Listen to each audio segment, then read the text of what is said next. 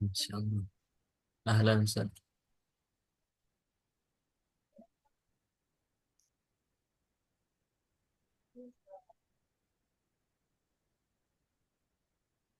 Baik, kita mulai aja ya. Bismillah, alhamdulillahirabbil alamin. Alhamdulillahi ala ihsanih wa syukru lahu ala taufiqihi wa amtinanih. Wa asyhadu an la ilaha illallah wahdahu la syarika lah ta'ziman li sya'nihi wa asyhadu anna Muhammadan abduhu wa rasuluhu ad-da'i ila ridwanih sallallahu alaihi wa ala alihi wa ashabihi wa ikhwanih. Ikhwani fid din wa akhwati al-karimat. Hafizani Allah wa iyyakum. Alhamdulillah kita diberikan kesempatan bertemu di webinar ini membahas tentang mengenal Lipia Jakarta.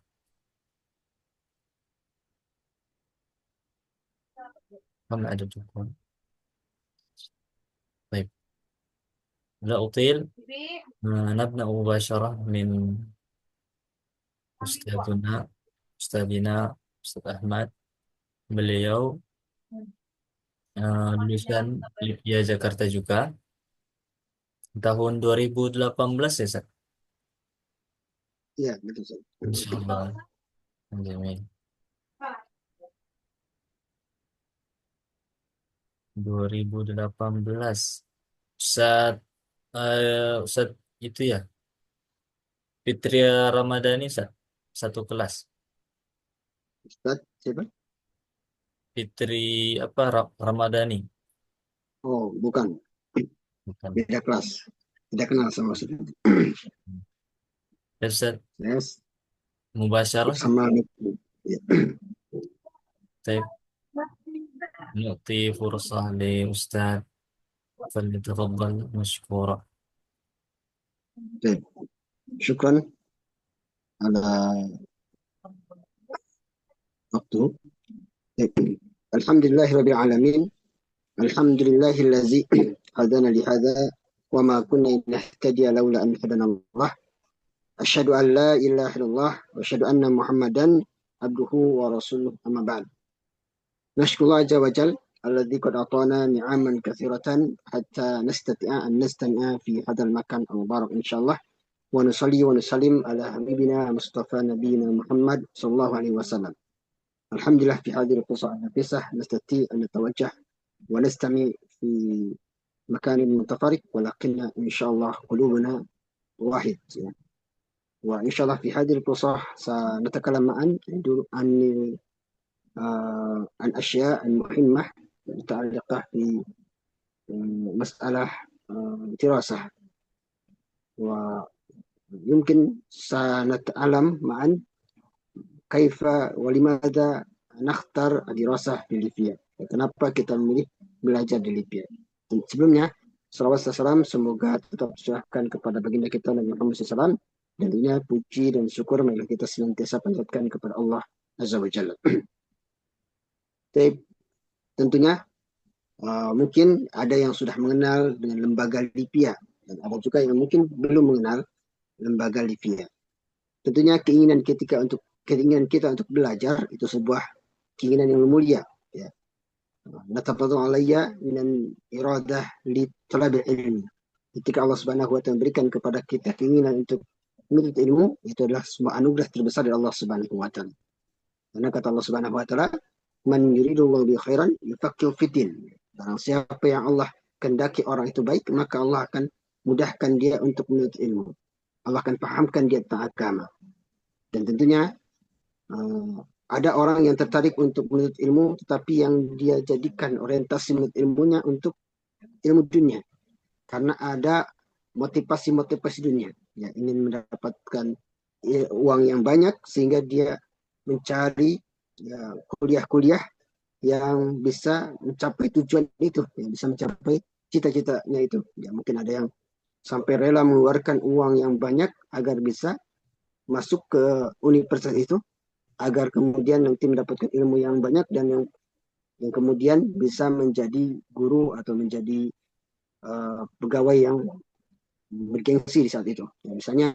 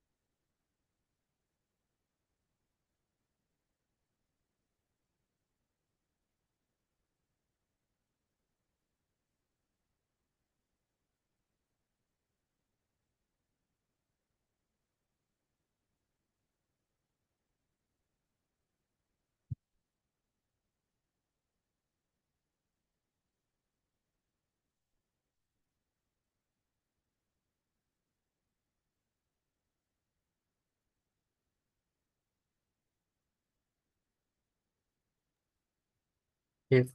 أين الأستاذ؟ لماذا خرج فجأة؟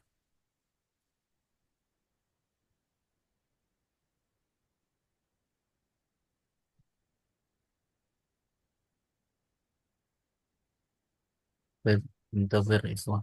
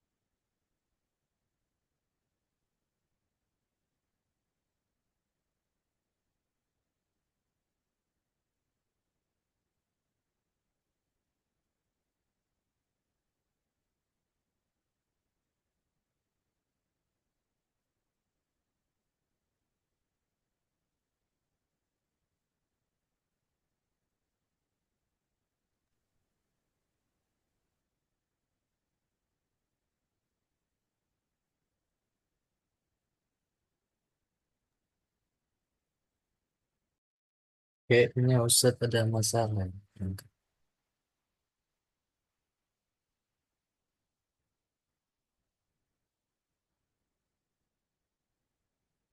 كيف أستاذة؟ هل ننتقل إلى دوركن ل أيوة لا بأس يا أستاذ، لا بأس.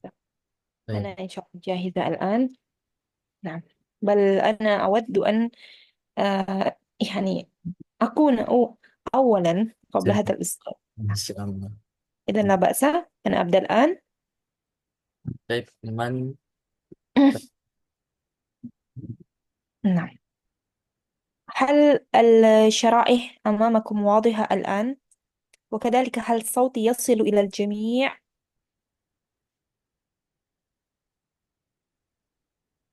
صوت لطيف؟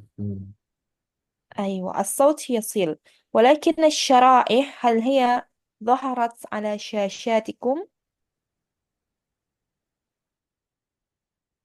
الشرائح، الشرائح هل هي ظهرت على شاشاتكم الآن؟ ظهرت الحمد لله.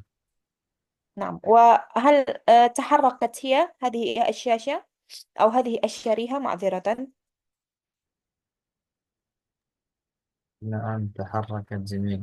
أيوة، إذا أبدأ على بركة الله الآن يا أستاذ. طيب أستاذة، تفضل. أيوة. طيب، إذا أبدأ على بركة الله. بسم الله الرحمن الرحيم. الحمد لله على إحسانه، وشكر له على توفيقه وامتنانه، وأشهد أن لا إله إلا الله وحده لا شريك له تعظيما لشأنه، وأشهد أن محمدا عبده ورسوله الذي لا نبي بعده. رب اشرح لنا صدورنا ويسر لنا أمورنا واحلل عقدة من ألسنتنا يفقه قولنا. اللهم انفعنا بما علمتنا وعلمنا ما ينفعنا. آمين يا رب العالمين. أشكر وأحمد الله سبحانه وتعالى على أن يمن علينا في هذه الليلة المباركة لأن نستمع إلى هذه المحاضرة، لأن نلتقي في هذه الدقائق اليسيرة، وإن شاء الله نستفيد من هذه يعني الدورة اليسيرة بعض الفوائد إن شاء الله سوف تفيدكم. وكذلك أشكر هذا المعهد الموقر والمدير الأستاذ أيمن لاتبة، وكذلك من ساهم وسعى ودعم في إقامة هذه الدورة في أول مرة. فأشكركم وأشكر الجميع من قد سعى وبذل جهوده في إقامة هذه الدورة. كما أنني أسأل الله تعالى كذلك أن ييسر لنا هذا اللقاء، وأن يجعلنا ممن تحفهم الملائكة وتغشاهم الرحمة ويذكرهم الله تعالى في من عنده. وأسأل الله تعالى أن تكون جائزتنا بعد تفرقنا أن يقال لنا قوموا مغفورا لكم وما ذلك على الله بعزيز. أخواتي وإخوتي الكرام، ليلتكم سعيدة، أهلا وسهلا في هذه الدورة. أنا أتشرف جدا لأن أكون أمامكم متحدثة ومتكلمة في هذا الموضوع الذي في الحقيقة يتكرر الحديث عنه، يكثر الكلام عنه في بعض الدورات والمحاضرات والمجالات والبرنامج، ولكن نحن بشر ونحن الناس، ونحن طبعا محل النسيان، الإنسان هو محل النسيان. ما أحوجنا في هذا اليوم إلى أن يعني ننبه، وكذلك إلى أن نذكر أهمية هذا الموضوع الهام، ألا وهو كيف يدبر الطالب وقته في طلب العلم. كيف يدبر الطالب وقته في طلب العلم. ما شاء الله، هذا الموضوع في الحقيقة هو موضوع واسع واسع، أليس كذلك؟ أليس كذلك يا أستاذ؟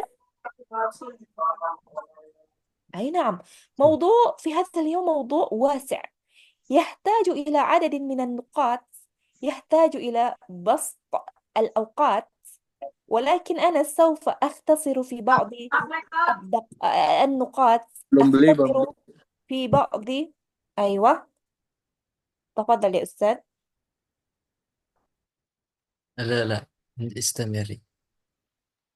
أختصر في بعض النقاط فقط ليكون جوابا ملائما لهذا الموضوع. كيف يدبر الطالب وقته في طلب العلم؟ طيب، قبل أن نجيب هذا السؤال وهذا الاستفهام الذي يكون هو عنواننا في هذه الليلة، أود أن أستفسركم وأسألكم جميعا يا إخوتي وأخواتي جميعا. معذرة لا نستطيع أن نحرك. طيب، السؤال هو قبل أن يعني نجيب ذلك العنوان الأول، السؤال هو: لماذا خلق الله المخلوقات؟ من تستطيع الإجابة؟ من يستطيع الجواب؟ مهم. لماذا خلق الله المخلوقات؟ الجواب هو ماذا؟ مهم. طيب، الجواب هو ما ذكره الله في سورة الذاريات في الآية كم؟ أي نعم، في الآية 56: وما خلقت الجن والإنس إلا ليعبدون. ما خلق الله المخلوقات لعبث أو للهو أو خلقهم بدون جدوى، ولكن الله خلقهم لماذا؟ للعبادة، ليعبدون يا طالبات، ليعبدون يا إخوتي الأعزاء. فلذلك لما أحبط الله آدم وحواء إلى الأرض، وجعل الله بعد ذلك هذه الدنيا مزرعة للدار الآخرة، وجعل في هذه الدنيا أعمارا وأعواما يعيش فيها المرء، ثم يحاسب ما قد مضى من عمله وساعته يوم القيامة. الله سبحانه وتعالى جعل بعد ذلك تلك الأعمار وتلك الساعات وتلك السنين، يعني أقسم الله بها لشدة أهميتها. فلذلك نجد في عديد من الآيات في القرآن الكريم القسم، أو قسم الله تعالى بالزمن والوقت: والعصر إن الإنسان لفي خسر، والضحى والليل إذا سجى، والليل إذا يغشى، والنهار إذا تجلى، والفجر وليال عشر، إلى غير ذلك من الآيات التي أقسم الله فيها بالوقت. طبعا هذا الأمر أو هذا القسم يدل على أنه شيء معظم، لأن القاعدة إن المفسرين ماذا يا طالبات؟ القاعدة إن المفسرين أن الله له عظمته وله ذات عظيم، لا يمكن أن يقسم إلا بالشيء المعظم. فالوقت إذن يا طالبات إذن هو شيء عظيم في الإسلام. وكذلك هذا القسم يدل دلالة على أنه هل إن مرور الزمن هو حجة لك، أو إن مرور الزمن هو حجة عليك. شيء عظيم جدا. إذا كان الكلام في الإسلام هو الوقت، الكلام يصبح هو كلاما عظيما، كلاما يستحق الاعتبار ويستحق الاهتمام البالغ. وكذلك في الآية الأخرى يا شباب، الله سبحانه وتعالى ذكر أنه إذا عذب الناس في النار يوم القيامة صارت أعمارهم وسنينهم وأوقاتهم وأيامهم ودقائقهم التي مرت عليهم في الدنيا، صارت هذه الأشياء كلها حجة عليهم في الدنيا. أولم نعمركم ما يتذكر فيه من تذكر وجاءكم النذير. إن شاء الله هنا يا طالبات لاحظوا، الله سبحانه وتعالى إذن جعل أعمالهم حجة عليهم، جعل أعمالهم هنا حجة عليهم، كأنه يريد أن يقول هنا: ألم نعطكم يا أيها الناس أعمارا وأياما ساعات وسنين هي مرت عليكم، كانت الأحرى أن تستفيدوا منها، كانت الأحرى أن تستفيدوا بها في التقرب إلى الله، في عمارة الأرض، في نشر الخير، في الطاعة، في عمارة المجتمع، في وضع البصمات التي سوف تشهد عليكم يوم القيامة، ولكنكم لم تستفيدوا منها، لكن هذه الأعمار كلها مرت عليكم، يعني ربما كما تمر أعمار البهائم عليها. أولم نعمركم ما يتذكر فيه من تذكر فجاءكم النذير فذوقوا العذاب فما للظالمين من نصير. جعل الله إذن كل من يضيع عمره هنا جاء يوم القيامة هو ظالم لنفسه. هذا الأمر أليس هو يهددنا جميعا ويخوفنا؟ أليس كذلك؟ نعم. بلى بلى، الجواب بلى، ليس نعم ولكن بلى. لأن نعم عند استفهام النفي هو يثبت النفي. طيب، هذا في النحو يا شباب. طيب، وكذلك بعد تلك الآيات التي تدل على أهمية الوقت، النبي صلى الله عليه وسلم ذكر في كثير من الأحاديث تثبت كذلك أهمية الوقت. من تلك الأحاديث هي ماذا؟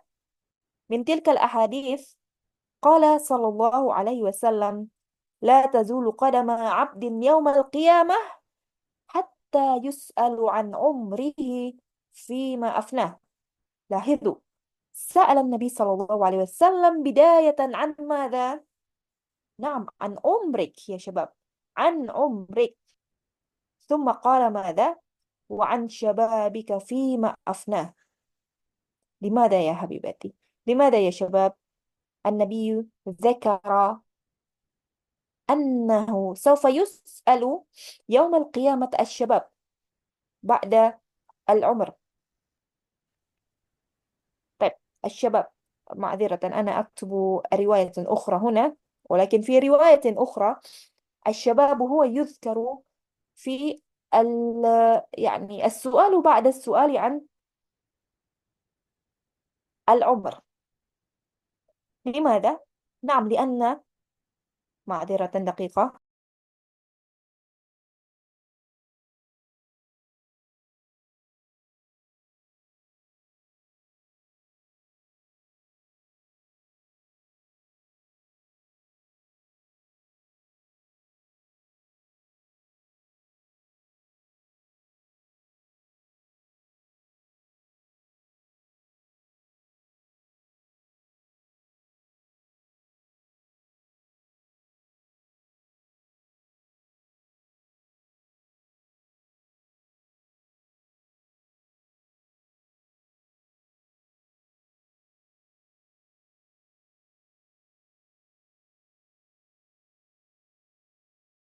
طيب، معذرة. طيب، حديثنا السابق هو عن أن النبي صلى الله عليه وسلم ذكر في رواية أنه سألنا عن أن الله سبحانه وتعالى يوم القيامة سوف يسألنا عن شبابنا فيما يعني نحن نقضيه، وعن شبابك فيما أفناه. والشباب يا طالبات يا إخوتي الكرام هو قوة بين الضعفين. الله الذي خلقكم من ضعف ثم جعل من بعد ضعف قوة، ثم جعل من بعد قوة ضعفا وشيبة، يخلق ما يشاء.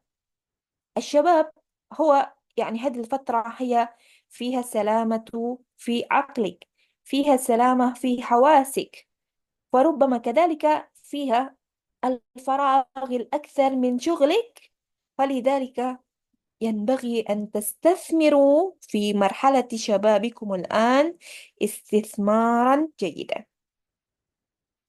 وكذلك بعد تلك الآيات وذلك الحديث، العلماء الذين قد برزوا، لاحظوا وانظروا كيف كانت طريقتهم في صرفهم الوقت، كيف كانت طريقتهم في محافظتهم على الوقت.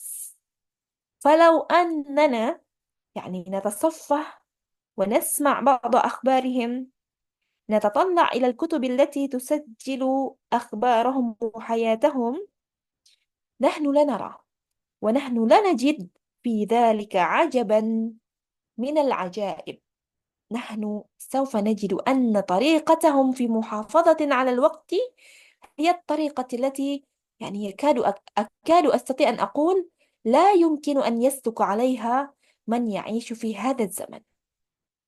ما المثال على ذلك؟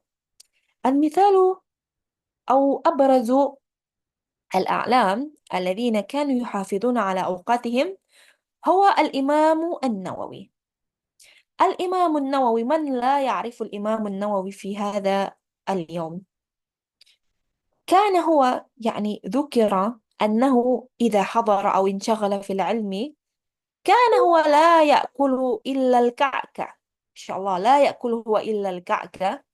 ذلك لا لأنه يعافي غير الكعكة، لأنه يحب الكعكة فقط، لا، لا، ليس هذا السبب. لكن لماذا؟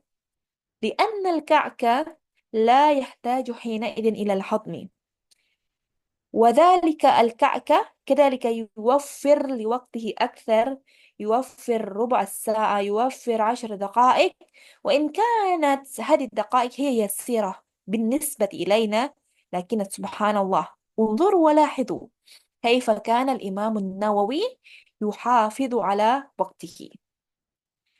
وكذلك الإمام ابن الجوزي كان هو إذا حضر عنده أحد مثل الضيف على سبيل المثال، جاءه الضيف، جاءه الشخص ينزل عليه أو ينزل في بيته، هو لا يعني يشغل نفسه إشغالا تاما لخدمة ذلك الضيف، لا، ولكن ماذا كان يفعل هو إذا نزل عليه الضيف؟ كان هو يستغل حضوره يا شباب، كان هو يستفيد من حضور ذلك الضيف فيما لا يحتاج إلى التفكير، مثل ماذا؟ مثل قطع الأوراق على سبيل المثال، مثل بري الأقلام. وكان بري الأقلام لا يستخدم ماذا؟ البراية، لا، ولكن يكون البري بالسكين. فإن الإمام ابن الجوزي حينما ينزل عليه ضيفه هو يعني يعمل هذا العمل، بل ربما كذلك يطلب من ذلك الضيف أن يساعده في بري القلم حتى يستطيع هو أن يوفر وقته. سبحان الله. وكذلك وكذلك عبد الرحمن ابن الإمام أبي حاتم.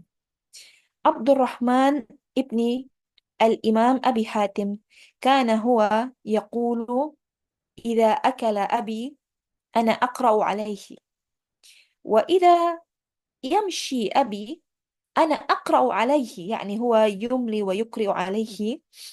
وإذا توجه أبي إلى الكنيف أو إلى الحمام أو إلى المرحاض، نعم، أنا أقرأ عليه في الطريق.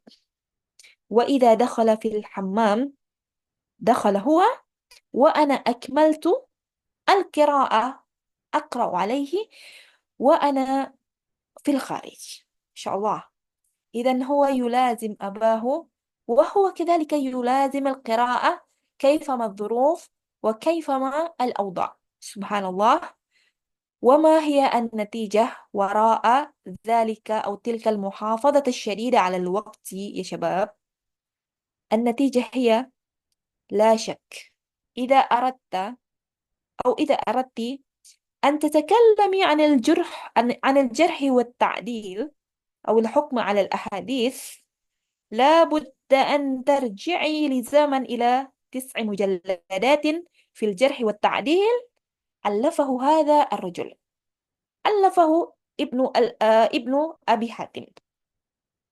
وإذا أردت كذلك أن تتكلمي في التفسير، عليك أن ترجعي إلى 10 مجلدات ألفها هذا الرجل كذلك، ألفها ابن أبي حاتم.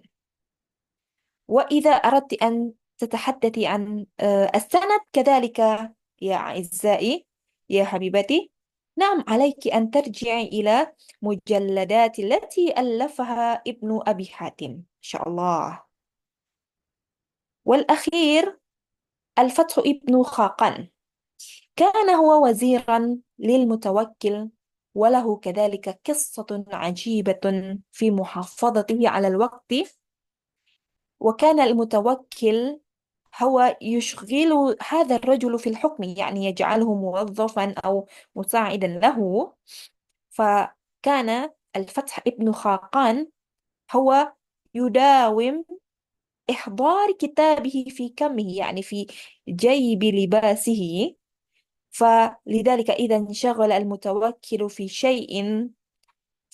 شغل يوقع الأوراق على سبيل المثال، ينظر إلى قصص الناس أو ينظر ويفتش الأمور التي تتعلق بمجتمعه، كان الفتح ابن خاقان هو أخرج كتابه، قرأ هو، يستثمر هو في 10 دقائق أو ربع الساعة في أثناء شغل سيده. وكذلك إذا دخل المتوكل الخلاء أخرج هو كتابه وينظر فيه. والنتيجة بعد ذلك ماذا؟ النتيجة هي ماذا؟ يعني أصبح هذا الرجل ما شاء الله من العلماء المفتيين، لأنه يستطيع أن يستثمر وقته. فهذه الأعلام وهؤلاء الأقوام من السلف الصالح أليست أعمارهم تمضي كما تمضي أعمارنا في هذا اليوم؟ أليس هؤلاء يأكلون كما نحن نأكل في هذا اليوم؟ أليس هؤلاء يشربون يا شباب كما نحن نشرب، ويمشون على الأسواق كما نحن نمشي؟ صح ولا لا؟ أليس كذلك؟ بلى. أي نعم بلى. بلى. نعم، لكنهم ما شاء الله يستطيعون أن يضعوا البصمات الخالدة في التاريخ الإسلامي والمصنفات التي نحن نستفيد منها. يعني لا يمكن يكاد أن نستطيع أن نقول لا يمكن أن يحضر مثل مصنفاتهم أحد في هذا الزمن.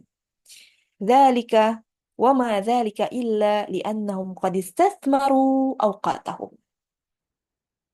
طيب، إذن بعد هذه الآيات وتلك الأحاديث وهذه القصص من العلماء، ننطلق الآن إلى صلب موضوعنا في هذه الليلة. كيف يرتب الطالب العلم الوقت في طلبه العلمي؟ كيف يرتب طالب العلم وقته؟ طيب، هناك العديد من الجواب، لكن أهم الأجوبة وأهم النقاط هنا هي ماذا؟ هي ترك الانشغال بمواقع التواصل الاجتماعي. عرفتم مواقع التواصل الاجتماعي؟ مثل ماذا؟ مثل نعم، مثل ماذا؟ مثل فيسبوك في هذا اليوم. مثل ماذا أيضا؟ مثل تويتر والواتساب. ومثل ماذا أيضا؟ مثل ماذا أيضا؟ انستغرام وغير ذلك من مواقع التواصل الاجتماعي. فيا شباب، طالب الحق أو طالب العلم الحقيقي في الحقيقة باستقراء الكثير من طلبة العلم الذين ينفعهم الله تعالى بجهودهم وبوقتهم، هم الذين يتخففون عن أشغال الدنيا، هم الذين يتخففون بقدر استطاعتهم من هذه الوسائل ويلغونها، لا ينشغلون بها كثيرا إلا إذا كانت الحاجة والضرورة تدعو إلى ذلك. وذلك لماذا؟ لأن يعني إضافة إلى أن هذه المواقع التواصل الاجتماعي سوف تأخذ أوقاتنا جدا جدا، هذه المواقع كلها تبعث أو من أهم ومن أشد البواعث في هذا اليوم إلى الغم والهم. نعم، من أشد البواعث إلى الهم والغم. طيب، التصفح الكثير في مواقع التواصل الاجتماعي، لا سيما أنها قد تبعث في نفس البشر الهم والغم. هذا الهم والغم يا شباب من أعظم أنواع عوائق العلم. احذروا إذن من الهم والغم الذي يسببه هذه المواقع التواصل. فلذلك ثبت عن شريح ابن القاضي أنه إذا جاءت الفتن، شريح ابن القاضي كان هو لا يستخبر ولا يخبر، هو لا يسمع الأخبار، لا يريد هو أن يطلع كثيرا على الأخبار المنتشرة، ولا يريد كذلك أن يتكلم فيها. وتلميذه يعني تلميذ شريح ابن القاضي كذلك إبراهيم النخعي، كانت إذا جاءته الفتن وتنتشر في عصره، هو كذلك يستخبر ولا يخبر، لا يتكلم كثيرا فيه. فلذلك عدم الاستخبار مما يجعلنا نرتاح في حياتنا، نطلب العلم جيدا، نحن نستطيع أن نركز في علومنا. لذلك اجتنبوا من تصفح الكثير فيه. وكذلك مواقع التواصل الاجتماعي من أعظم عوائق طلب العلم، لأنه يسبب الشخص يغوص إلى الانشغال بالجدل. نعم، نعم، يسبب ويفضي الإنسان إلى الانشغال الكثير بالجدل.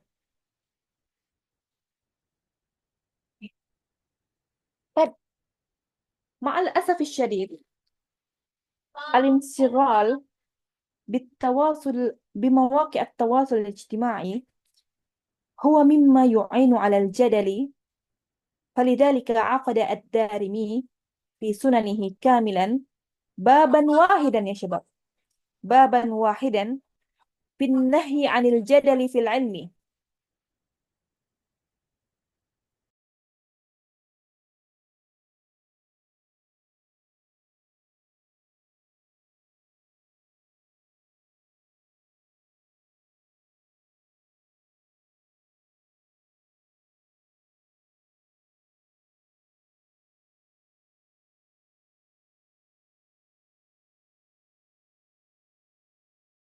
معذرة انقطع الصوت دقيقة.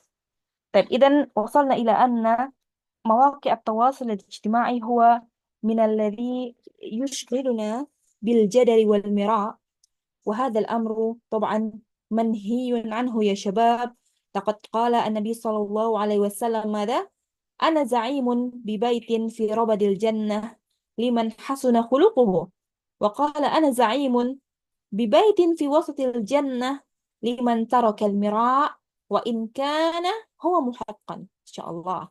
هذا هو وعد من النبي صلى الله عليه وسلم، إذا كان هو صلى الله عليه وسلم يعرض علينا هذه الهدية الكبرى، وهو يعني مكان أو بيت في وسط الجنة، وإن كنا على الحق ونحن نترك الجدال عنده، فلماذا نحن يعني نتجادل كثيرا في مواقع التواصل الاجتماعي ونضيع أوقاتنا، وهذا أيضا يشتت تركيزنا في طلب العلم. ثم النقطة الثانية يا شباب هي كيف نحن ننجح في تنظيم أوقاتنا، هي تحديد الأولويات.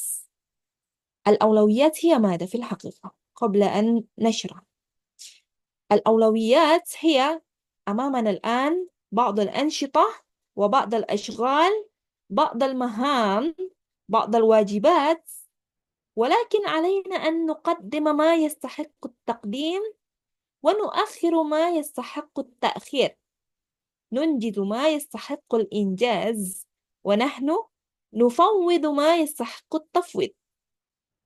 طيب، ما المقصود من هذا الأمور أو من هذا الكلام يا أستاذة؟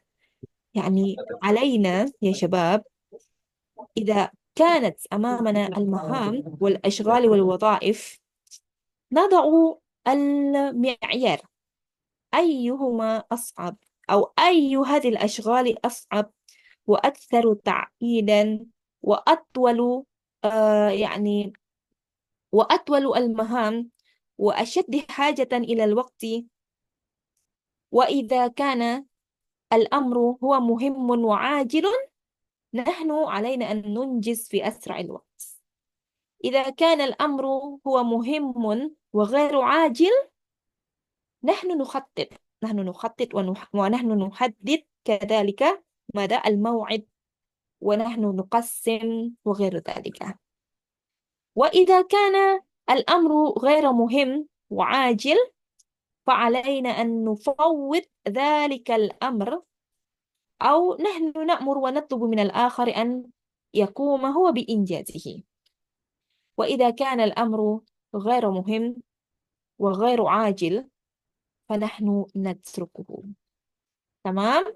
أيوة، في الحقيقة هناك مثال، لكن لأن الوقت يسير علينا ننطلق الآن إلى الخطة الثالثة، كيف نحن ندبر أوقاتنا. فالنقطة الثالثة هي مهارة التخطيط. ما معنى التخطيط هنا؟ مهارة التخطيط يا شباب يتعلق بنجاح الشخص. الإنسان إذا كان هو لم يخطط في حياته لمستقبله فإنه سوف يخطط للفشل. ثقوا يا حبيباتي، ثقوا يا شباب، أن الإنسان إذا كان هو لم يخطط لنجاح في حياته في مستقبله، فإنه أكيد إنه قد خطط مستقبله للفشل. احذروا من الفشل، خططوا أكثر. وهذه المهارة هي من أهم المهارات التي يعتمد عليها تنظيم الوقت. وطريقة التخطيط في الطلب العلمي هو ممكن أن تضعي جدول المذاكرة الخاص بك مسبقا. أنت تحددين المواد التي تريدين مذاكرتها، وأنت تقسمينها على أيام الأسبوع بالاتفاق مع الجدول حصصك الدراسية. بل ليس هذا فقط، بل حدد كذلك لكل جزء وقتا تقضينه بالتركيز في مذاكرته، وكذلك عليك أن تنتهي منه مع انتهاء الوقت المحدد له. المثال على ذلك، الآن أمامك أو أمامك يعني اختبار لفقه المقارنة، وعدد الصفحات مادة الفقه المقارنة هي 100 على سبيل المثال، وعلينا أن نقسم في كل وقت محدد صفحة محددة لمذاكرتها. هذا اليوم على سبيل المثال نحن نذاكر 10 صفحات من الصفحة الأولى إلى الصفحة العاشرة، والوقت المحتاج إليه هو ساعة واحدة على سبيل المثال. واليوم الثاني نحن سوف نذاكر الصفحة 11 إلى 20، والوقت المحتاج كذلك ساعة أو نصف. يعني التخطيط والتقسيم وتقليل المهام من أسباب نجاح في تدبير الوقت. تمام يا شباب؟ أيوة. طيب، هذه هي النقطة الأخيرة التي أنا أوصيكم بها لنجاحكم في التنظيم وإدارة الوقت. وإذا ننتقل أو أخيرا نصل إلى الختام يا شباب. وصيتي أنا: اقتدوا دائما، اقتدوا دائما بالسلف الصالح، بالصحابة، بالتابعين ومن بعدهم الذين يعيشون في الأجيال الذهبية. انظروا كيف كان طريقتهم في صرف الوقت، مثل ما فعل ابن مسعود، ومثل ما قال ابن مسعود هنا.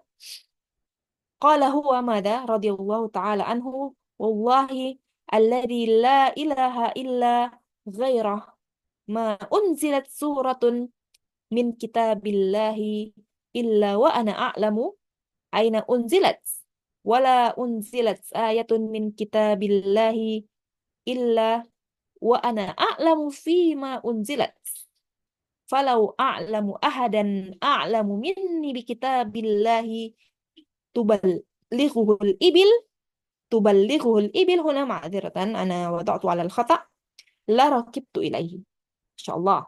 هنا هل تستطيعون أن تتصوروا؟ ليس في القرآن، قال هو ليس في القرآن آية إلا وابن مسعود هو له علم بها. ليست في كتاب الله سورة إلا وهو عارف أين هذه السورة نزلت.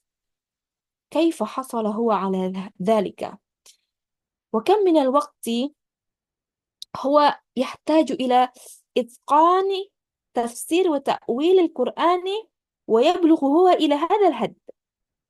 وكم من الوقت الذي نحن نحتاج إلى تحصيل هذا العلم يا شباب. إن شاء الله كل آية في القرآن الكريم هو عارف بذلك، ولكن مع ذلك ابن مسعود يحلف هو هنا أنه لو علم أحدا هو أعلم منه بالقرآن الكريم بكتاب الله والإبل، يعني جاهزة تبلغه يركب بها حيثما كان، إن شاء الله هذا الجهود وهذا البذل العظيم جدا في طلب العلم. طيب يا شباب، إذا أنا يعني أقول ختاما أشكركم على حسن إنصاتكم واهتمامكم في هذه المحاضرة وفي هذه الدورة، ولعلنا من الذين يستغلون ويستفيدون بأوقاتنا يعني بأنفس وبأحسن الانتفاع. ونسأل الله سبحانه وتعالى أن يجعل وقتنا دائما وقتا مباركا، وأن يجنبنا أو يبعدنا من أوصاف الذين يضيعون أوقاتهم. ونحن نسأل الله سبحانه وتعالى ألا نكون من الذين يقولون فيا ليت الشباب يعود يوما فأخبره بما صنع المشيب. أكتفي بهذا القدر. شكرا على اهتمامكم وحسن إنصاتكم. السلام عليكم ورحمة الله وبركاته. السلام ورحمة الله وبركاته. ما شاء الله، جزاك الله خيرا يا أستاذ. تمتعنا. وجزاكم الله خيرا. طيب،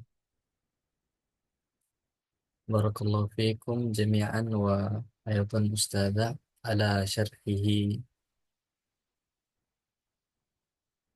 الممتع. الحمد لله.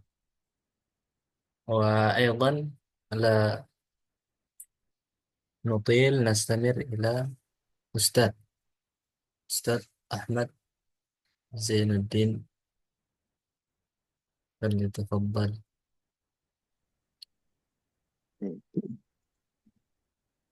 Assalamualaikum warahmatullahi wabarakatuh.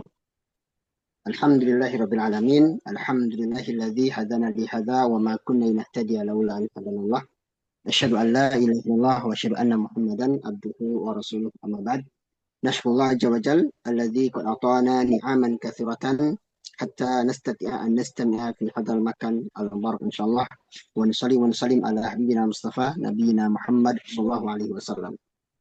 هذه الفرصة النفيسة سنتعلم معا وسنتكلم عن الدروس أو عن مسألة مهمة، وهو تتعلق في مسألة دراستنا. كما عرفتم أن الله سبحانه وتعالى يتفضل علينا من من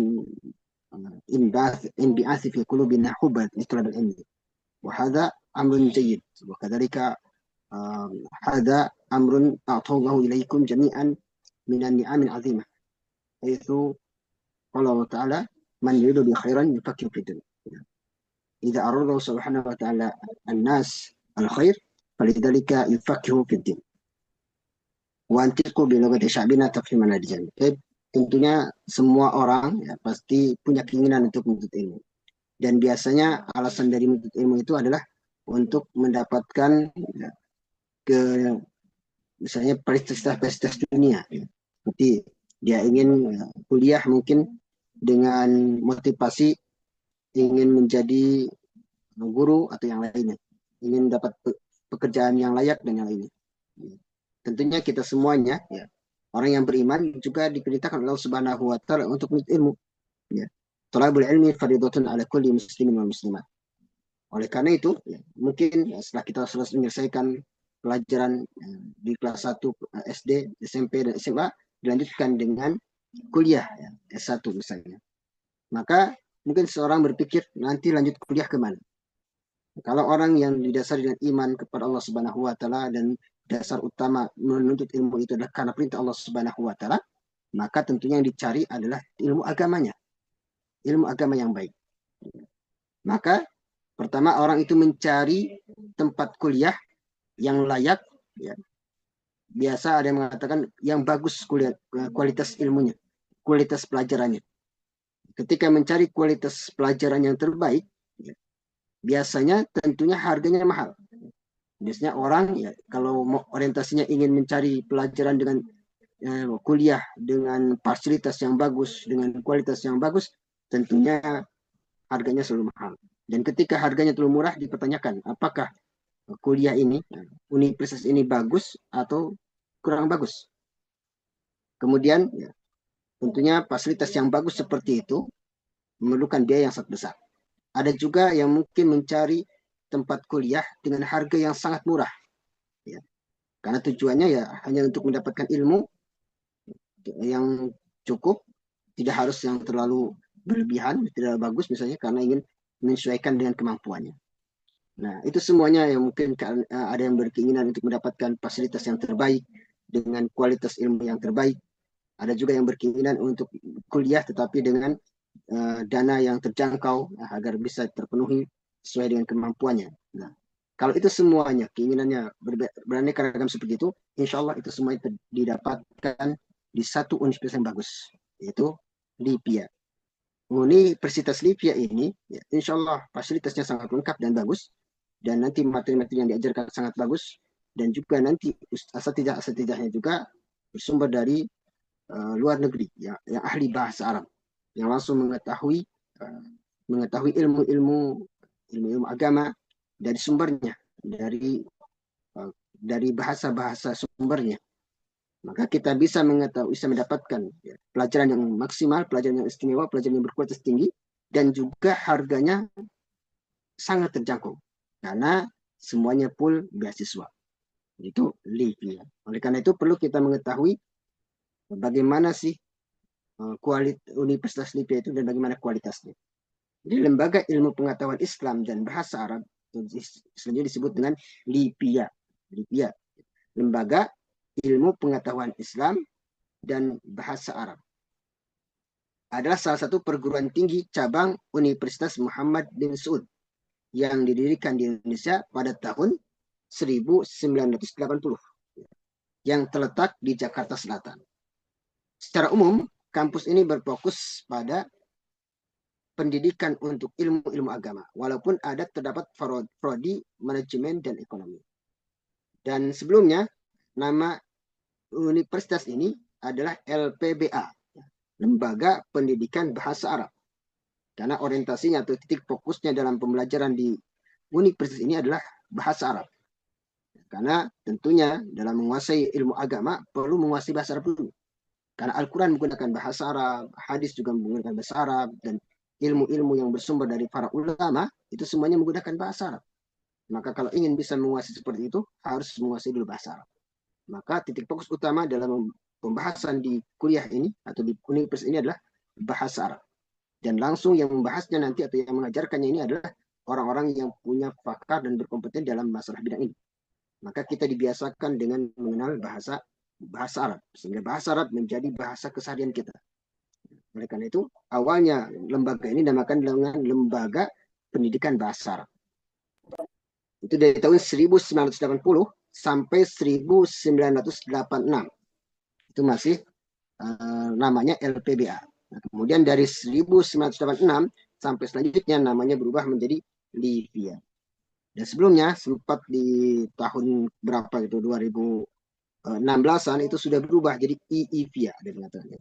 Jadi Institut Islam ya, Perguruan Islam Institut Indonesia Perguruan Islam Arab ya.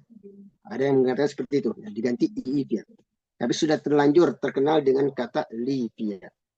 LIPIA ini adalah cabang dari Imam Muhammad Ibn Saud, ya, Universitas Imam Muhammad Ibn Saud di Arab Saudi. Jadi sebenarnya pondok ini atau universitas ini bukan universitas sembarangan. Ini termasuk universitas nasional. Jadi ini universitas nasional di Arab Saudi. Kalau di Indonesia namanya universitas negeri, bukan swasta, ini negeri. Jadi di Arab Saudinya negeri. Cuma mungkin di Indonesia dianggapnya swasta. Padahal inilah termasuk negeri ya. Dan bahkan banyak yang mengatakan universitas ini ya dikenalnya universitas terbaik dari semua negara atau di negara itu, urutan ke-9 terbaik dari yang lainnya. Nanti dari fasilitasnya terbaik, ya, guru-gurunya pun terbaik.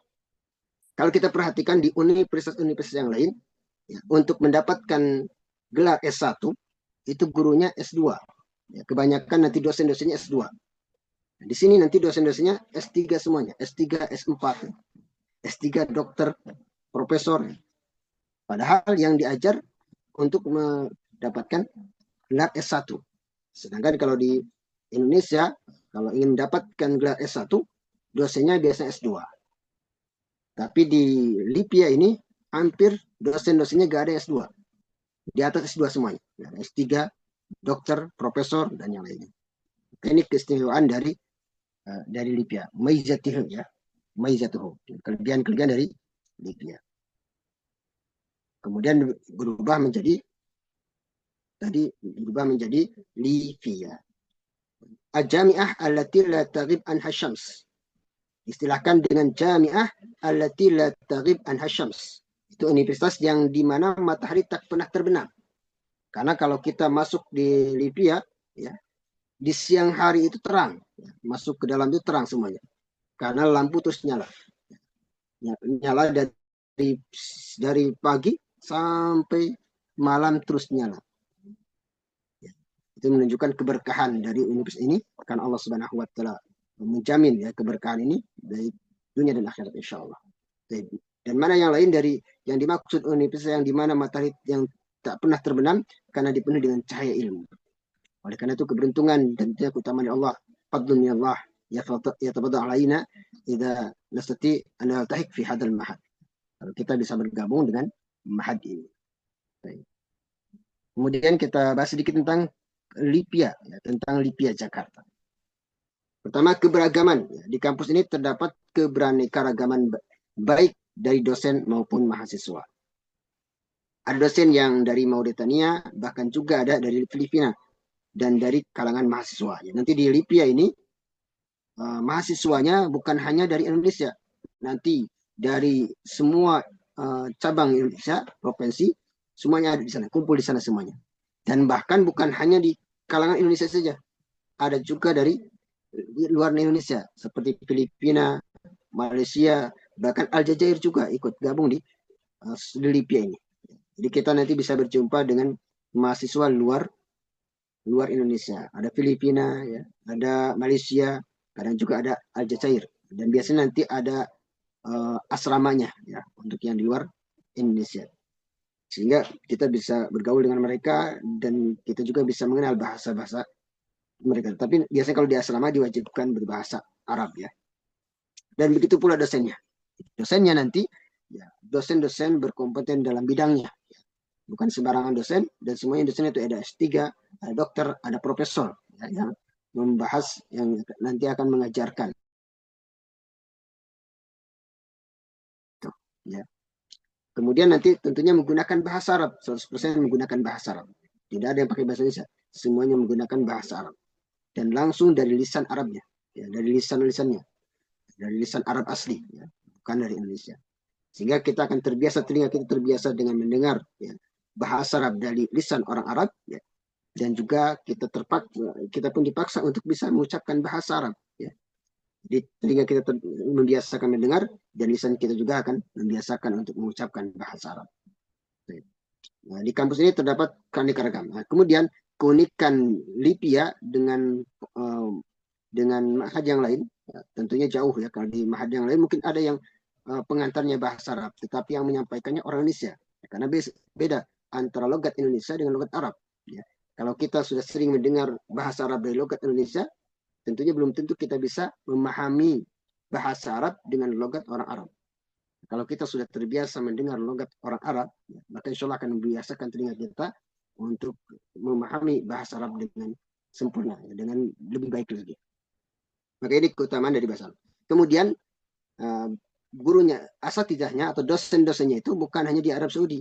Ada yang di Mekah, ya, ada yang dari Mekah, ada yang dari Sudan, ada yang dari Mesir, ya, ada juga yang dari Suriah, ada juga yang dari Yordania. Sehingga kita bisa mengenal lisan-lisan mereka, mendengar langsung bahasa Arab dari logat-logat yang berbeda-beda. Sehingga ini memberikan wawasan kepada kita ya, terhadap bahasa Arab. Oke, ini keutamaan dan kelebihan dari belajar di Libya. Kalau kita belajar bahasa Arab dari Sudan, ya mungkin hanya mengenal bahasa Arab dari orang Sudan saja, dari lisan orang Sudan saja. Sedangkan di Libya, insya Allah kita bisa mengenal beraneka ragam logat ya, bahasa Arab dari beberapa negara. Ini keistimewaan dari Libya ini ya. Dan insya Allah ya, Libya kualitasnya hampir sama. Bahkan nanti kurikulumnya, struktur kurikulumnya, dan standar kurikulumnya itu ngikutin kurikulum Arab Saudi. Maka insya Allah isi dari kurikulumnya itu sangat luar biasa. Dan alhamdulillah juga kini ijazah Libya sudah bisa disetarakan dan diakui di negeri tercinta kita Indonesia. Jadi alhamdulillah sekarang sudah mengalami perbaikan dan bahkan Indonesia sudah mulai mengakui. Walaupun sebelumnya tidak diakui oleh Indonesia. Sehingga saya tuh sudah selesai di Libya ya, ketika ingin daftar kuliah di Indonesia pakai ijazah Libya itu banyak yang menolak ya. Ya, hanya UIN yang menerima. Ketika saya ditolak, tetapi ketika saya coba daftar ke yang lain langsung diterima. Ini menunjukkan bahwa ijazah Libya itu dari luar Indonesia sudah diterima dari dulu. Dan memang ijazah resmi ya, sudah diakui oleh semua negara. Semua negara itu diakui, bahkan termasuk ini gelarnya itu gelar resmi, ijazah resmi, dan Arab Saudi ini, Libya ini adalah termasuk universitas yang merupakan cabang dari Universitas Muhammad Ibn Saud yang ada di Arab Saudi, yang sekarang adanya di ibu kota Arab Saudi, Riyadh. Maka ini sebenarnya Libya ini sebenarnya universitas nasionalnya di Arab Saudi, universitas negerinya ya di Arab Saudi. Cuma mungkin di Indonesia ya karena ada mainnya atau apa sehingga tidak diterima di Indonesia. Hanya di Indonesia tidak diterima. Tapi di tempat yang lain itu diterima. Tapi sekarang alhamdulillah setelah ada beberapa proses pengajuan ya akhirnya alhamdulillah diterima. Sehingga keistimewaan dari Libya itu pertama kita akan mendapatkan ilmu yang bermanfaat, ilmu yang berkualitas dengan dosen-dosen yang berkompeten dalam bidangnya sehingga kita mendapatkan ilmu yang banyak ya di sini. Ya. Kemudian juga dengan fasilitas yang lengkap dan dosen yang mumpuni, kemudian tanpa mengeluarkan biaya sedikit pun. Bahkan bukan hanya tanpa mengeluarkan, ya, kita malah digaji. Ya. Kita dikasih mukafah istilahnya. Ya. Ini keistimewaan dari Libya. Maka semua kebaikan-kebaikan, ya, mubayyizat, keutamaan-keutamaan itu ada di Libya. Oleh karena itu ada di sini kita bahas juga ada daftar isi materi. Pertama adalah kampus overview, kemudian fasilitas kuliah di Libya, prodi yang tersedia, ya, persyaratan mendaftar di Libya, alur pendaftaran di Libya, dan nasihat umum. Yang pertama kita bahas dulu kampus overview. Ya. Pertama, lokasi kampus ya, di Taman Marga Satwa. Lokasinya ada di Taman Marga Satwa, Raya nomor 5A 1, ya. Ranggunan, Pasar Minggu, Kota Jakarta Selatan, daerah khusus Ibu Kota Jakarta. Dulu Ibu Kota ya, sekarang katanya sudah berubah ya. Bukan daerah khusus Ibu Kota Jakarta lagi, tapi daerah khusus Jakarta, DKJ. Itu tempatnya, lokasinya ya, lokasi kampusnya. Kemudian sejarah didirikannya Libya tadi, pertama didirikan di Indonesia pada tahun 1980 Masehi dengan awal namanya itu LPB. Singkatan awalnya LPB, Lembaga Pendidikan Bahasa Arab. Ya. Dan di awal hanya ada periode idad saja. Dulu hanya ada idad. Ya, idad. Jadi kalau ingin S1-nya nanti di Riyadh. Itu kurang lebih berdiri sampai 6-7 tahun. Sampai 1986. Setelah itu mulai diresmikan ada universitas S1-nya. Ya. Ada prodi S1-nya yaitu prodi yang diterima saya itu yang resmi adalah syariah. Kemudian status universitas ya, merupakan universitas cabang dari Universitas Muhammad bin Saud di Riyadh. Nah, Riyadh ini adalah ibu kotanya Arab Saudi. Ya, kalau Mekah, Madinah itu bukan ibu kotanya Riyadh. Ya. Memberikan beasiswa untuk mahasiswa dalam negeri Indonesia ataupun luar negeri. Diberikan beasiswa. Dan saya pernah dengar dari kelas saya dulu sebelumnya menyebutkan bahwa dulu beasiswa Libya itu atau mukafah Libya itu adalah 850 real. 850 real itu ya sekitar 3 jutaan lah. Dulu ya. Disamakan dengan mukafah di Arab Saudi. Di mukafah di Madinah, mukafah di Mekah itu sama 850 real. Nah, kalau sekarang mungkin sekitar 3.200.000. Tapi kemudian ada yang mengatakan ya, ada demo di Indonesia. Kenapa orang belajar kok gajinya besar? Bahkan melebihi gajinya PNS. Karena demo akhirnya diturunkan. Misalnya begitu. Indonesia serba demo terus ya. Sehingga ketika pelajar itu dapat gaji atau dapat mukafah besar, itu di demo. Kenapa orang yang hanya belajar saja dikasih gajinya 850 real sama dengan 3.200.000? Itu kok sama dengan PNS? Akhirnya diturunkanlah gajinya, gaji atau mukafah Livia jadi 200 real. Jadi sekarang gajinya atau mukafahnya 200 real. Ya, 200 real tinggal dikalikan 4.500, ya, sekitar 900.000 per bulannya. Tapi nanti biasanya dikasihnya itu nggak langsung. Kemudian cabang kampusnya. Ya.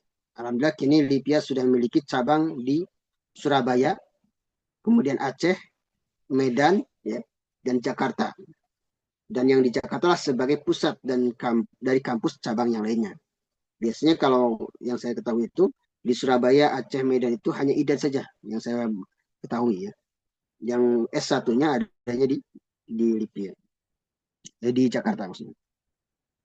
Kemudian apa saja fasilitas yang kita dapati di Lipia? Ya, fasilitasnya ya, pertama ya, gedung ya. Gedungnya insya Allah sangat cocok untuk kuliah dan memadai, dan menurut saya cukup mewah ya.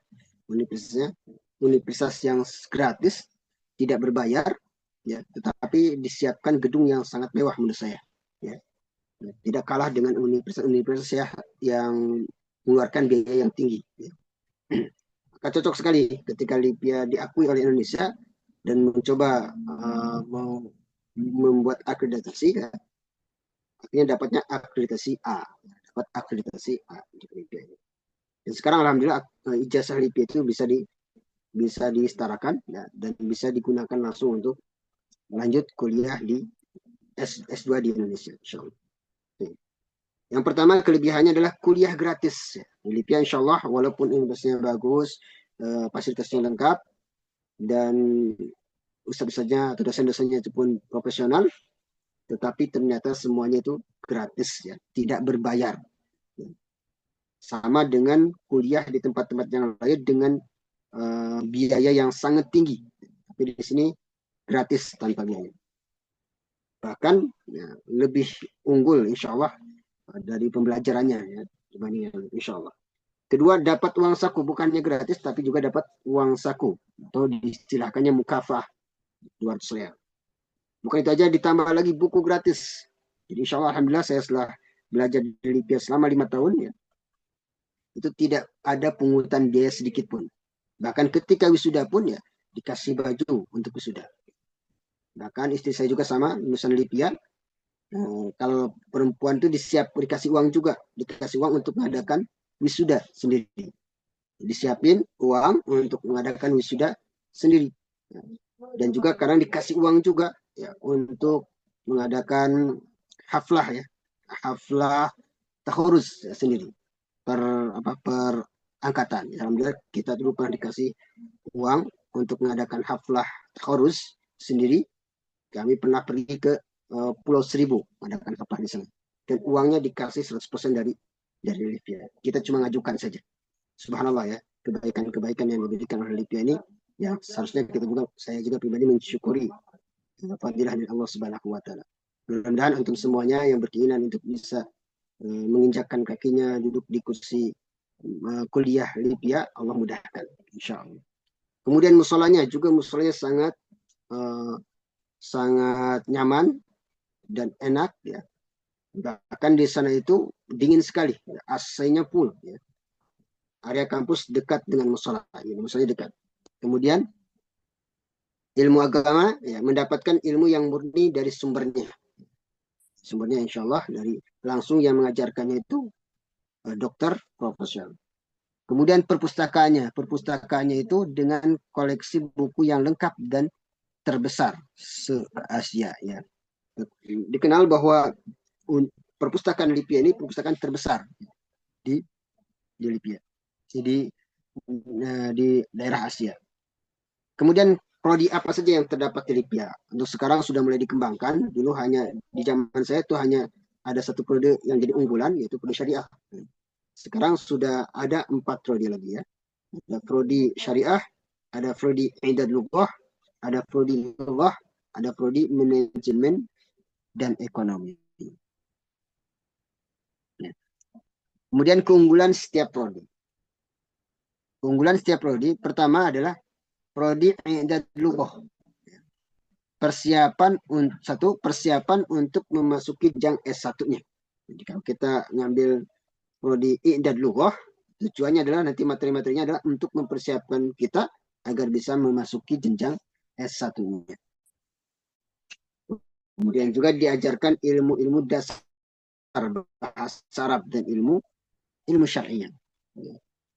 Kemudian prodi syariah. Nah, adapun prodi syariah, titik fokusnya adalah ya, ilmu. Kemudian juga diajarkan juga ilmu selainnya seperti akidah, ya, tafsir, hadis, ahkam, dan lain-lain. Saya alhamdulillah telah menyelesaikan kuliah di Libya itu mengambil prodi syariah. Dan sangat luar biasa manfaatnya.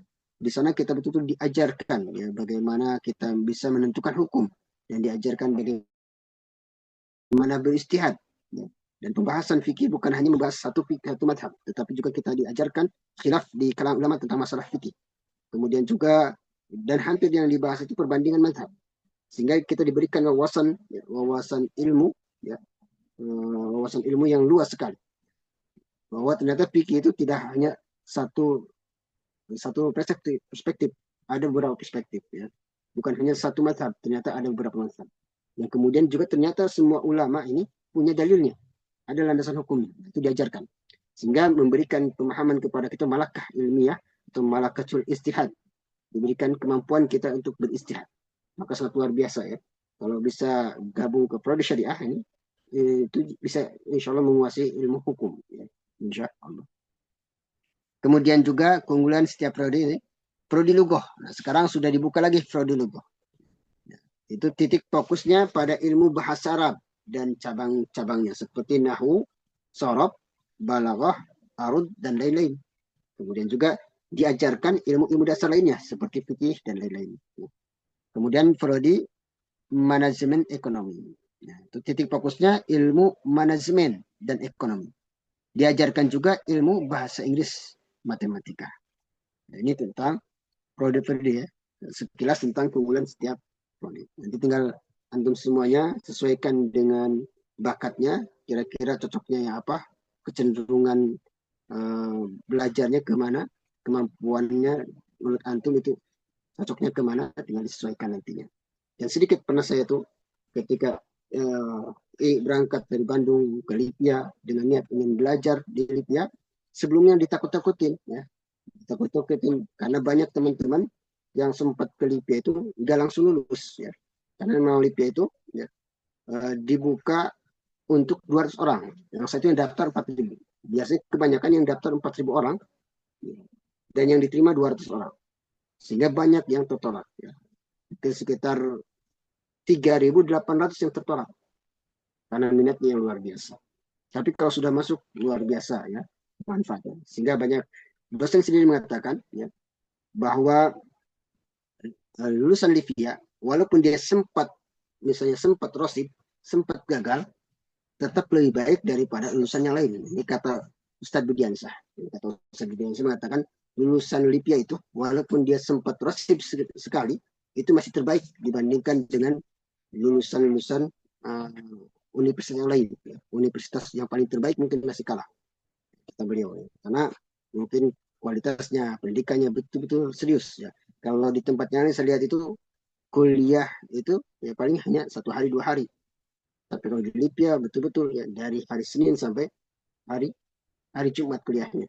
Kemudian dari pagi sampai siang. Ya. Kemudian banyak tugas-tugas. Nah, kalau betul-betul tujuannya untuk mendapatkan ilmu, maka insya Allah Libya adalah universitas yang cocok.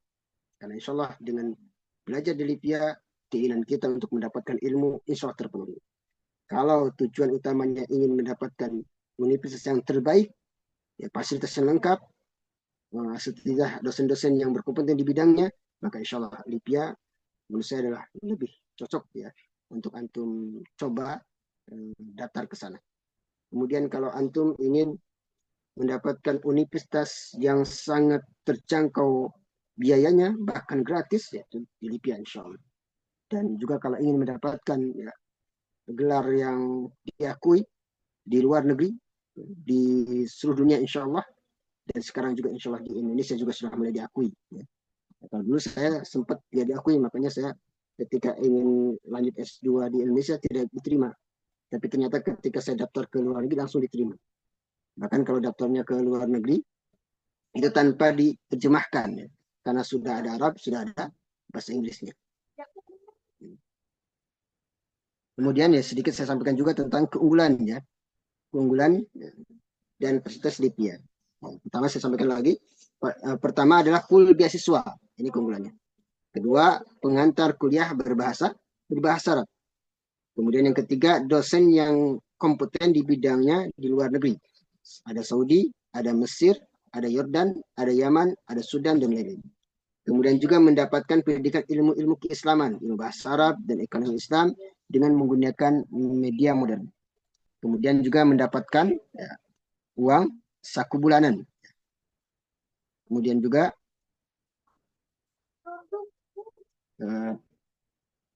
mendapatkan buku perkuliahan dibagikan cuma-cuma. Jadi nanti dapat buku perkuliahan dan bukunya itu buku Muhammad tebal-tebal ya. Seperti tafsir ya. Itu tafsir 2 jilid, tafsir Fathul Qadir 2 jilid. Kemudian juga nahu 3 jilid ya. Semuanya lengkap, langsung kitabnya ya, diberikan kitabnya. Kemudian bantuan dari Arab Saudi, kerajaan Arab Saudi kemahasiswaan untuk keperluan hidup. Kemudian fasilitas kampus yang lengkap dan cuma-cuma untuk digunakan asrama mahasiswa. Tempat dan ruang kuliah yang nyaman serta lingkungan yang kondusif, mendapatkan ijazah yang diakui baik di luar negeri maupun di dalam negeri. Kemudian praktek mengajar minimal 33 jam sebelum lulus. Itu mungkin yang kami bisa sampaikan ya karena waktunya dibatasi 30 menit. Selanjutnya saya kembalikan kepada Ustadz Aiman. Aku lupa ada. Assalamualaikum warahmatullahi wabarakatuh. Masya Allah, jazakallah khair, Zat. Barakallahu fiik. Mau di Zat, apa mereka dibukain tanya jawab apa gimana? Mungkin ada yang mau Ya bertanya. boleh, boleh. Ada yang mau bertanya, ikhwah?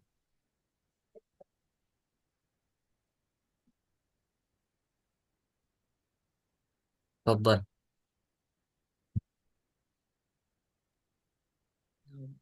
Bismillah. Ya, Haider, tafadhal.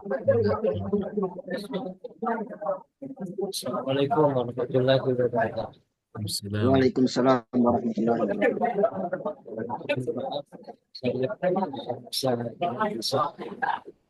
Saya kayaknya Suaranya jelas. kayaknya Ananda ikut malam ini cuma masih di Hidayat sehingga saya Sauf mewakili bertanya untuk Purwadi. malam ini. Sauf Masih Tasabih Purwadi. bisa diterima Ustaz? Suaranya agak jelas. Bisa diterima? Suaranya agak jelas. Bisa diterima Ustaz? Apa nih suaranya agak jelas? Suara Suaranya kecil ya? putus-putus tadi. Iya, betul. Putus-putus suaranya. Saya mengetik aja ya. Suaranya Saya putus. mengetik aja ya. Nah, sudah mulai jelas, boleh disampaikan. Oke baik. Saya mau menanyakan aja. Ini kan kebetulan ada cabangnya di Aceh nih gitu kan. Iya. Gimana gitu? Apakah kita bisa langsung ujian untuk ke Jakartanya atau kita ada di cabangnya ini di Aceh gitu. Itu yang pertama dan kemudian Pan, suaranya putus-putus nih. putus lagi ya. Iya, Itu suaranya aja. putus-putus. Itu saja dulu yang saya tanyain. Terima kasih. Tadi apa yang ditanyain tentang Antara Jakarta dan Aceh. antara Jakarta dan Aceh? Ya, yang saya ketahui ya, ini yang saya ketahui. Yang saya ketahui itu yang di Aceh belum dibuka S1-nya yang saya ketahui. Nggak tahu apakah sekarang sudah dibuka. Karena dulu saya punya teman juga yang sekelas, itu dia lulusan LIPIA Aceh. Ternyata idatnya di Aceh, kata beliau. Karena eh, di Aceh belum dibuka S1-nya. Jadi biasanya disebutkan tuh kata beliau itu kalau dapat mumtaz di Aceh, ya, misalnya idatnya di Aceh dapat mumtaz, itu bisa lanjut syariah tanpa tes di Lipia Jakarta. Di pusatnya di Jakarta. Jadi kalau misalnya Ustadz ini rencana mau gabung ke Lipia, tapi cabang Aceh bisa nanti masuk, tapi mungkin hanya tidak saja mungkin ya. Tapi kan itu saya di zaman 2010-an lah. Apakah sekarang sudah berubah atau gimana? Nah, kalau misalnya gabung di Aceh dulu ya, untuk ngambil IDAD satu, kemudian dapat Mumtaz, itu insya Allah nanti langsung lanjut di Jakarta tanpa tes, langsung diterima. Itu yang saya dapatkan kabar sebelumnya. Kalau sekarang walalam apakah sudah dibuka juga dibuka apa S1-nya di Aceh atau enggak walalam ya. Cuma kalau misalnya kalau Ustadz ini berniat untuk lanjut langsung di Jakarta, persaingannya ketat. Kalau di Jakarta itu persaingannya ketat. Maka kalau misalnya kuliahnya di atau ngambil jurusannya di ngambil universitasnya di cabang seperti di Surabaya atau di Aceh atau di yang lainnya itu mungkin agak mudah masuknya karena persaingannya tidak terlalu ketat. Walau alam. Itu yang saya ketahui ya. Kalau yang saya ketahui itu di cabang itu belum dibuka S1-nya. Hanya IDAN saja. Walau alam. طيب ما شاء الله صحيح Ustaz. أنا من خريج LIPI Aceh. Oh iya. Belum Berarti ada, belum dibuka ya? belum belum. Belum ada ya yang S1-nya. Oh iya betul. Belum ada S1-nya itu S1-nya. sebenarnya udah lama pengen dibangun, Ustaz. Cuman Hmm. karena Ujian. ah nggak Hmm. masyarakat di sana nggak ngizinin pemerintahnya. Udah ada apa apa kayak Tanahnya. pintunya itu udah ada, Ustaz. Oh ya subhanallah. Ya. Sebenarnya Libya itu ingin membangun pondok di Indonesia itu sama sekali tidak merugikan Indonesia sebenarnya. Malah menguntungkan untuk Indonesia. Karena kan bayar pajak ke Indonesia sebenarnya. Ya. Tapi kenapa sampai sekarang masih ditahan-tahan ya? Karena sebenarnya sekarang Libya itu sudah punya tanah juga. Tanah yang luas, sekarang udah punya tanahnya. Bahkan sudah diresmikan juga. Sudah sempat gunting pita lah. Ada tanah luas. Tinggal dibangun. Tapi minta izin dulu. Kalau diizinkan dibangun nanti. Kalau sudah dibangun kan jadi milik Arab, jadi Arab Saudi sudah punya tanah di Indonesia. Harusnya nanti ini kan masih ngontrak ya, bicara itu masih ngontrak. Ada ya sekarang tanah milik Arab Saudi itu di Rambutan. Rencana mau dibuat. Dan rencana juga mau dibuat layaknya universitas. Ya, ngikutin ya desain yang di Arab Saudi. Ngikutin apa pusatnya di Arab Saudi. Nanti ada lapangannya dan yang lainnya. Dan juga mau membuat S2-nya, cabang S2-nya.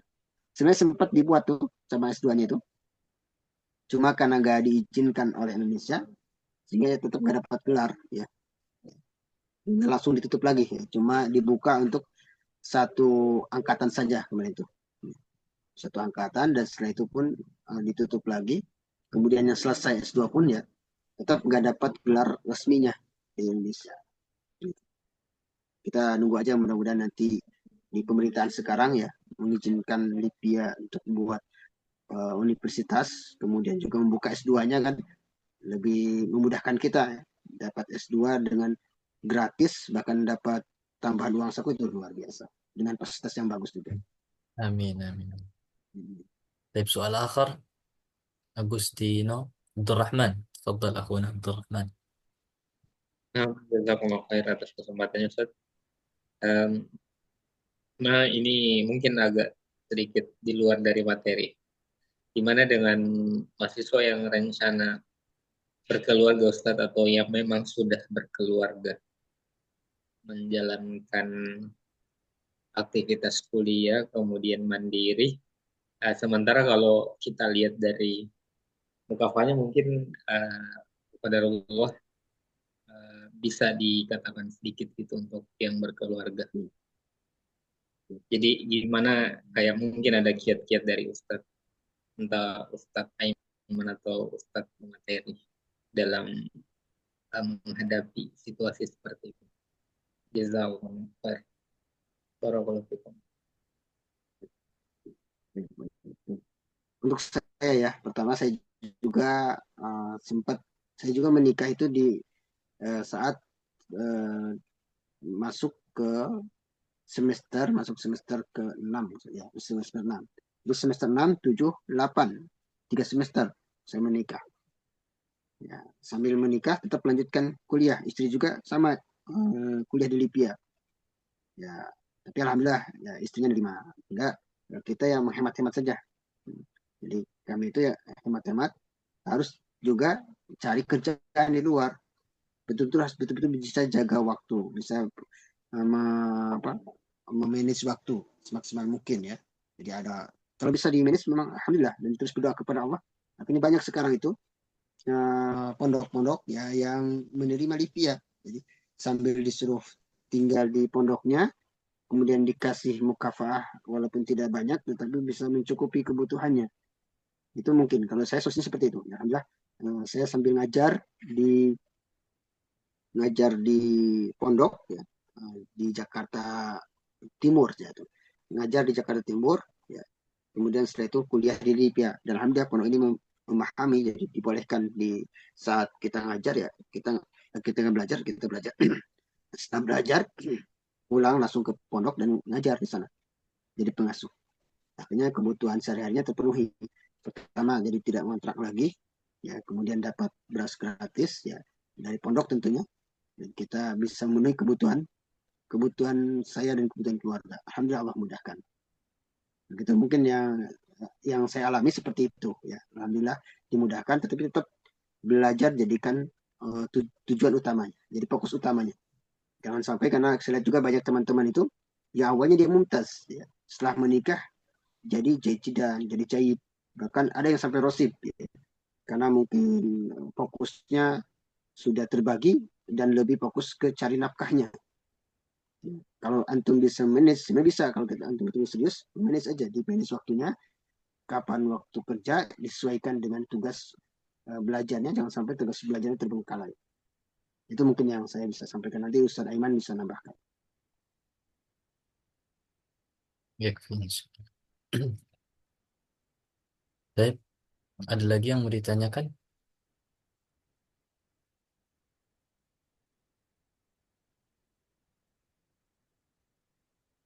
Kalau enggak ada,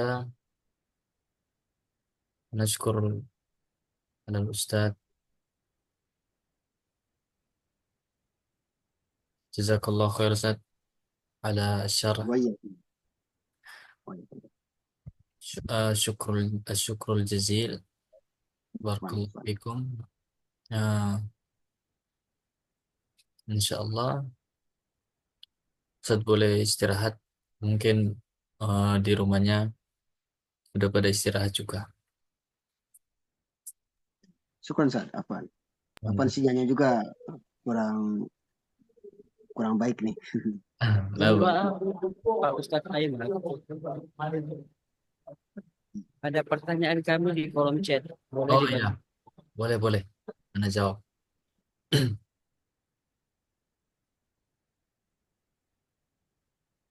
Berarti sudah selesai Ustaz?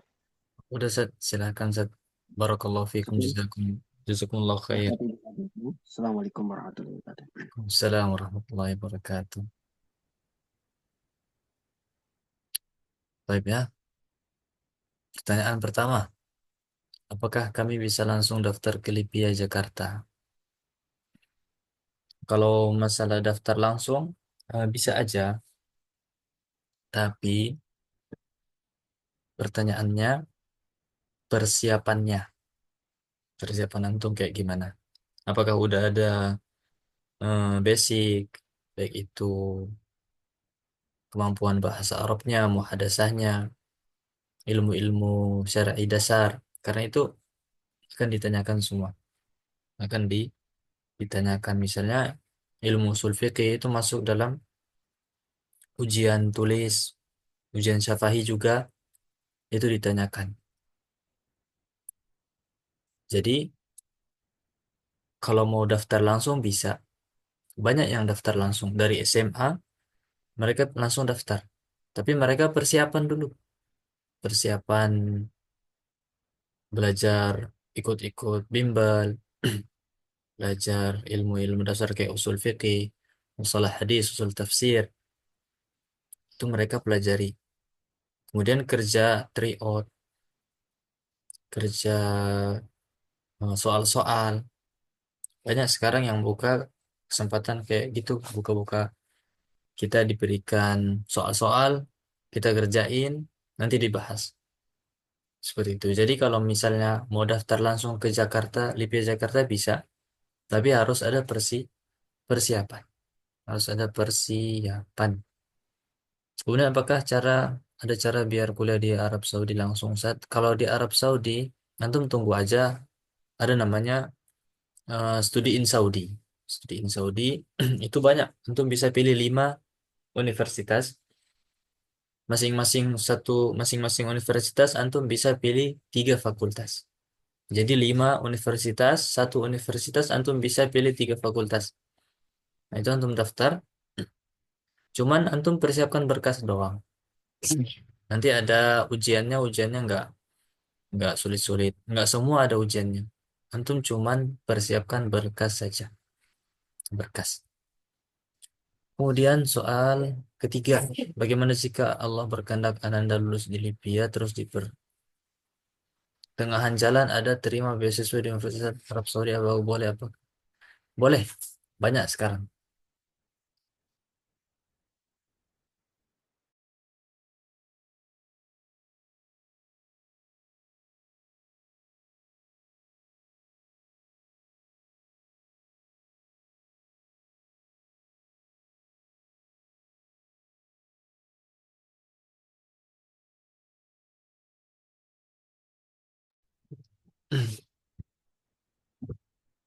Kalau misalnya banyak teman-teman anak itu udah lulus beberapa semester, bahkan belum selesai 1 semester, dia lulus di Madinah, UIM, langsung lanjut.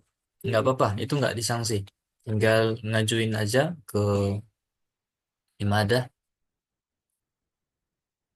bagian kampus, tinggal ngajuin, udah bisa.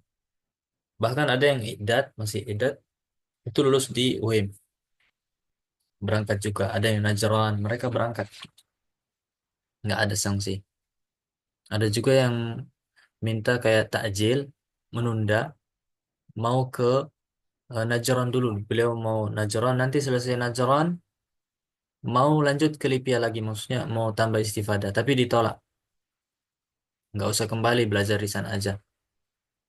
Seperti itu. Kemudian yang keempat, persyaratannya, insya Allah ada persyaratan di bawah. Nah ini pendaftarannya. Persyaratan umum. Masih kuat nggak antum? Udah mau jam 10. Kita cepat aja ya. Persyaratannya itu pendaftar merupakan warga Indonesia atau dari luar namun telah memperoleh iqamah di Indonesia. Yang kedua, pendaftar harus memiliki rata-rata nilai ijazah MTS atau sederajat dan bisa juga bagi pendaftar yang belum lulus MTS sederajat dengan rata-rata 90 untuk parodi dan adapun idat itu 85. Yang ketiga, durasi studi pada saat jenjang sekolah menengah atas atau sederajat tidak kurang dari 3 tahun. 4, memiliki predikat jayyid dalam hal membaca, menulis, berbicara dengan bahasa Arab. Ini juga. Ini terkait tentang nanti ujian lisannya. Ujian lisannya ini. Antum harus bisa menangkap apa yang dikatakan penguji. Antum bisa ngomong, jawab. Yang keenam, lulus tes yang diselenggarakan oleh kampus, baik itu ujian tulis atau ujian lisan. Mengkhususkan diri sepenuhnya untuk belajar di Libya, memiliki kesehatan jasmani, oh ini dua. Persyaratan khusus, pendaftar harus memiliki hafalan Al-Quran minimal 5 juz bagi yang ingin mendaftarkan dirinya di prodi syariah atau lughah. 5 juz. Yang kedua, hendaknya pendaftar memiliki basic dasar dalam bahasa Inggris dan paham terhadap istilah dalam bidang ilmu matematika. Nah, ini untuk IDARI. Kalau yang mau daftar, IDARI.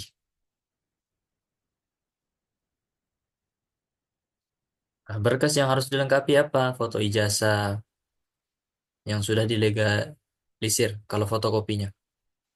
Fotokopi raport terakhir, surat keterangan berkelakuan baik SKCK, surat sehat. Nah, surat sehat ini ikhwan fillah wa akhwati al-karimat hafizanillah wa iyyakum. Surat sehat itu asalnya antum buat itu udah deket-deket mendaftar. Pengalaman anak, karena kawan anak itu cuman udah lama, cuman udah 2 hari atau 1 hari, 2 hari surat sehatnya itu nggak diterima, harus terbaru. Kemudian fotokopi KTP, pas foto 6x4 atau 3x4. Ini catatan harap berkas tersebut dibawa tatkala telah dinyatakan lulus oleh pihak kampus kecuali tazkiyah. Harus dibawa nanti kalau udah lulus. Jangan langsung dibuang, udah daftar langsung dibuang. Alur pendaftarannya lewat website, berkas, mengupload berkas, selesai nunggu. Nanti setelah mengupload berkas, nanti ada ujian tulis, kemudian lisan. Setelah ujian tulis, lanjut ujian lisan, kemudian pengumuman. Nah, Ana ingin sampaikan, ketika antum buat yang mau daftar, usahakan antum perhatikan berkas yang antum upload. Berkas yang antum upload itu. Jangan sampai salah, terutama kayak nomor WhatsApp. Nomor WhatsApp itu ada teman Ana, dia masukin salah nomor WhatsApp. Apa? Nggak lulus. Nggak lulus berkas. Karena yang mau dihubungi nggak ada. Nomornya salah. Nggak ada yang bisa dihubungi. Muqabalah dan wawancara. Untuk muqabalah ada 2 jalur. Langsung datang ke kampus bagi prodi i'dad, lughah, dan idari yang daerah Jabodetabek. Kalau yang di Jabodetabek offline. Kalau yang di luar online. Tapi kemarin itu ada kawan-kawan Ana dari Sulawesi, i'dad, baik itu syariah, yang daftar syariah atau yang daftar i'dad, mereka datang. Ujian muqabalahnya itu datang ke kampus. Datang ke kampus.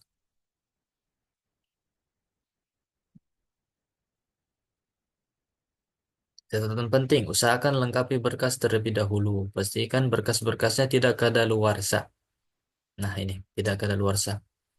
Karena jika didapati ada yang kadaluarsa, kemungkinan besar, besar, kayak telur ayam, kurang gede, akan bisa lolos ke tahap berikutnya, nggak akan bisa lolos. Jika sudah yakin lengkap, maka sambil menunggu pengumuman lolos berkas, gunakan buat mempersiapkan ujian. Kalau udah upload berkas, merojaah lagi. Jika lulus ujian tulis, maka lanjut ke ujian muqabalah atau ujian syafahi. Banyak berdoa, banyak berdoa, dan jangan hanya fokus ke Lipia saja. Ingat, di sana masih ada lagi kampus Islam selain Lipia. Nggak mesti kok belajar di Lipia. Kalau misalnya di Timur Tengah juga bisa. Jangan jadikan tujuan utama. Jangan jadikan tujuan utama, nanti sakit hati. Nah ini nanti kalau tata cara pendaftarannya nanti share aja. Nanti juga kalau dibuka pendaftaran, kami bisa bantu daftar. Dari sekarang persiapkan itu berkas-berkasnya, SKCK, kemudian persiapan materi, kemudian nasihat untuk para santri yang ingin daftar LIPIA, belajar lebih giat dan rajin lagi. persiapan, baik itu materi, kemudian kemampuan muhadasah, istima, muhadasah istima.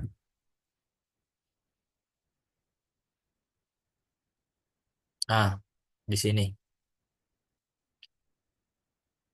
belajar ilmu-ilmu dasar, melengkapi berkas, ikut kursus tryout yang diadakan oleh suatu lembaga atau meminta kepada kakak kelas contoh-contoh soal. Bisa antum minta ke kakak kelas atau kawan-kawan yang udah di Lipia. Mereka punya contoh-contoh soal minta pelajari. Usahakan udah memiliki dasar fikih mazhab agar tidak bingung tatkala belajar nanti. Ini kebanyakan untuk yang daftar syariah ya. Yang daftar syariah. Intahaina. Apa ini?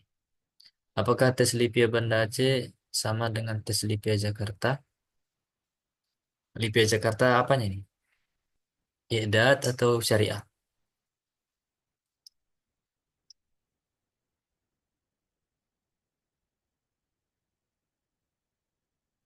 Kalau ujiannya tes Lipia Syafahi kayak kalau nggak salah kayaknya ini. Kobalahnya ya, Syafahi, ujian Syafahinya. Beda-beda macam-macam. Kalau yang Ana lihat itu Lipia Jakarta lebih ketat, lebih ketat. Kemarin adik-adik itu persiapin materi nahu, bahasa Arab dasar. Pas yang ditanya apa? Manasik haji. Nggak ada persiapan. Kalau yang nggak belajar, nggak bisa jawab. Dia kan cuman persiapan materi nahu soro, kitabah. Tiba-tiba ditanya eh, manasik haji. Kalau di Aceh, pengalaman anak itu mudah-mudah soalnya. Cuman iqra ma tayassara laka minal Qur'an atau iqra ma hafidta minal Qur'an. Terus disuruh wahdur amamakal kitab wa qra, coba ambil buku, baca. Nanti diminta i'rab. Diminta i'rab. Itu juga belajar i'rab. Belajar i'rab. Kemudian soal yang lain. Beda-beda ya, beda-beda. Ujian lisan di Surabaya, Medan, Aceh beda. Apakah ujian lisan dan tulisan? Apakah ujian lisan dan tulisan? Ujian lisan pakai lisan. Ujian tulisan pakai tulisan. Baik, udah jam 10 ini. Selesai, ada pertanyaan lagi? Nanti anak kirimkan ini ya. Bagi yang mau daftar syariah, daftar duo, daftar iadat, persiapkan baik-baik. Banyak-banyak berdoa, minta doa orang tua, minta doa teman, doa asatidah. Banyak-banyak persiapan tasmi', fahmul masmu' penting, terutama yang mau daftar syariah. Kemudian banyakin latihan muhadasah, hadasah. Percakapan, cari teman siapa yang mau, tentuin 1 hari dalam sepekan nggak boleh ngomong kecuali pakai bahasa Arab. Nggak boleh ngomong pakai bahasa Arab. Sulit tapi harus dipaksain.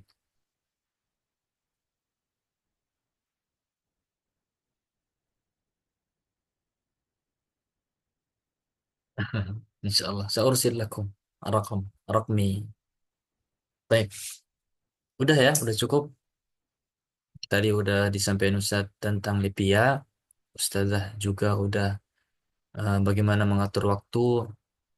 Kemudian Ana udah jelaskan secara ringkas juga alur pendaftaran terkait tentang ujian lisan dan tulisan. Kayaknya itu aja dulu. Insya Allah bisa tanya aja di grup, nanti kita jawab. Baik, barakallahu fikum jami'an. Eh, udah malam untuk istirahat, persiapan bulan Ramadan. Boleh banget ke Aidir untuk berulang kelas. Kami kelas Jamil. Iklan, iklan. Jamil. Baik, barakallahu fikum ayuhal ikhwah wal akhwat. نكتفي بهذا القدر.